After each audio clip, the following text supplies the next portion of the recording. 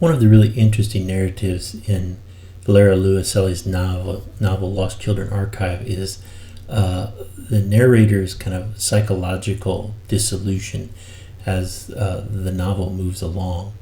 And so you can kind of feel the tensions of her sense of distance, of isolation, of frustration as the novel progresses, and it builds to a kind of pivotal scene just past the halfway point of the novel.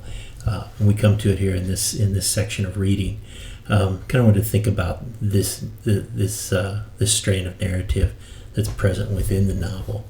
As it says in Children of the Flies, the novel that they're reading to the kids in the back seat as they travel, that understandable and lawful world was slipping away for the narrator here in particular, and this happens in a variety of ways. It appears in her sense of growing detachment from her husband, and her sense of loss of the children in some ways, right, that they're growing up, and also the possibility if she and her husband split up, then she'll lose the boy because he is the father's son by a previous marriage.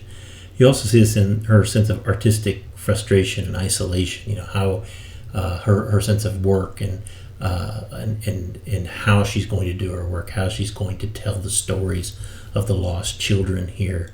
Is there any reason to even try to tell that story?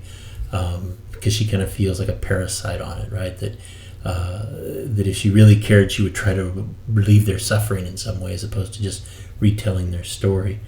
And also it comes out in that sense of rage and grief with the deportations themselves, as she listens to them news on the radio as they approach the airport, New Mexico, and the disappearance of Manuela's children, with whom she had been working when she was doing some translation work in New York. So these are in these ways the narrator slowly kind of dissolves in the course of the novel, and how that happens and the results of that sense of dissolution are very pointed narratively.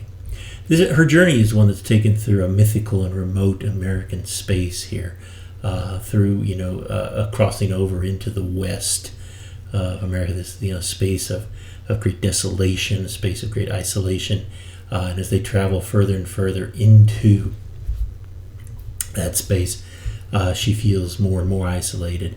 As she tells on page 126 and following, it's incompatible with my husband's wish, but I want to go through Texas. She wants to go there to engage the stories of the children who are being deported back south. Driving deeper into Oklahoma is like falling asleep and sinking into deeper and stranger layers of someone's troubled subconscious. And so she's feeling a sense of like distance from the nation itself and the nation's purpose and the direction of the nation, and that isolation is increasing as she goes further and further into this isolated space. It's here that she feels in the journey the growing distance from her family. So not only is this becoming a more isolated space geographically around her, but also the car itself is becoming a distant space, as she tries to puzzle out where she and her husband are going in terms of their marriage. She wonders for a second, why is there always a little hum of hate running alongside love? That sense of if you've ever traveled with someone you're very close with for a long car ride, that sense of kind of frustration that can develop as you travel together. But also that sense in which she feels a growing distance from him.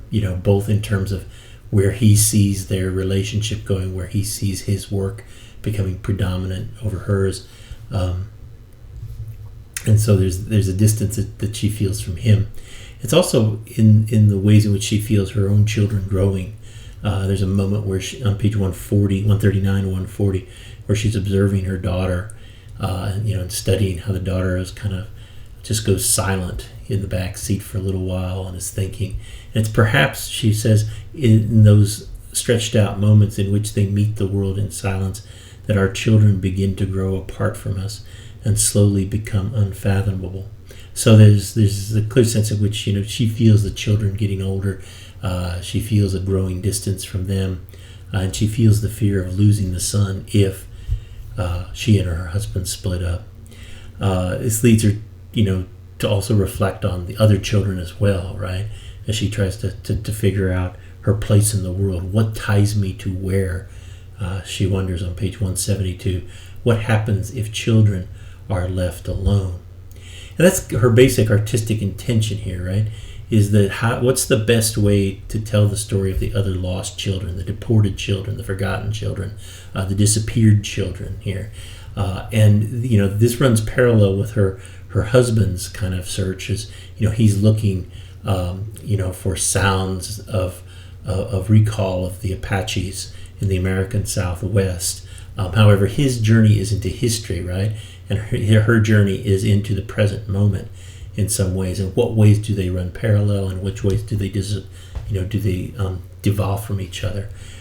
She asks on 140, am I also chasing ghosts like my husband is? And in that kind of strange, isolated landscape, she has a distinct sense of the ghostly presences there.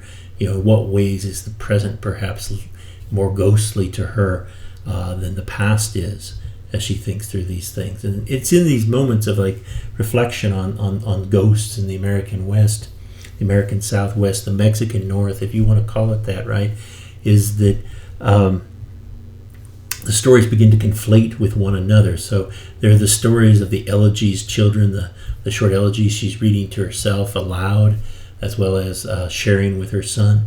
There are the real lost and disappeared children that are being deported back into Mexico and Central America. There are the Manuela's two girls who have disappeared, and then there are her own children. All the children's stories kind of become conflated to her. And you reach this crisis point around page 180 as they make it to the New Mexico airport, from which there's a group of children who are about to be deported back across the border south. And so this scene has a lot of psychological pressure and tension in it, as she narrates beginning on 181. We lean against the car while we wait for something to happen, but nothing does. Then the line of small figures now stepping out of the hangar and onto the runway. We count 15, perhaps 20, removed, relocated, erased, because there's no place for them in this vast, empty country. I turn around to check on the girl inside the car. She's asleep, thumb in her mouth. From some dark depth I didn't know was in me, a rage is unleashed. Sudden, volcanic, and untamable. I continue to scream and kick the mesh fence until I feel my husband's arms surrounding me from behind, holding me tight, not an embrace, but a containment. So all these pressures of isolation, frustration, of anxiety kind of boil up in this moment as she watches the plane be loaded and the plane disappear, and the sense of powerlessness that she has, as mother, as artist, as wife, as partner. All of those things kind of come together in this outburst. And when her husband goes to respond to her, it's not with an embrace, of trying to, empathize with her, but it's a sense of trying to hold her in some ways. Now, the really brilliant thing in terms of the novel at this point, right, is that you have this sudden shift in perspective at this very moment, right? You go from her narrating the story to her son suddenly narrating the story at this point, right? You go from this moment of high intensity where she's feeling things and she's acting out on the isolation, frustration, anxieties there, right? Sense of loss and grief as well. And you shift it to you don't go deeper into her at that point, right, as a character, but you shift into the boy's perspective. So you see the son that she has, the son who was birthed by another mother, but is the son of her husband, her partner. That you see that boy watching her, and you realize that he's been watching her all along throughout this trip, and so he has his own perspective, on how she's been going through this process of dissolution, and it opens up into as he kind of, you get his narration following this, and it opens up into that section of the book, that box 5, right, where he goes through the documents that she's brought with her to try to put this story together, one of which is depicted here, a map of the deaths of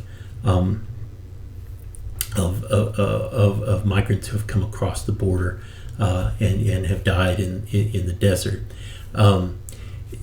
As he's observed her in the trip, she always told us to be quiet when news about the lost children came on, and she always got all strange after hearing it. She didn't even want to look at us.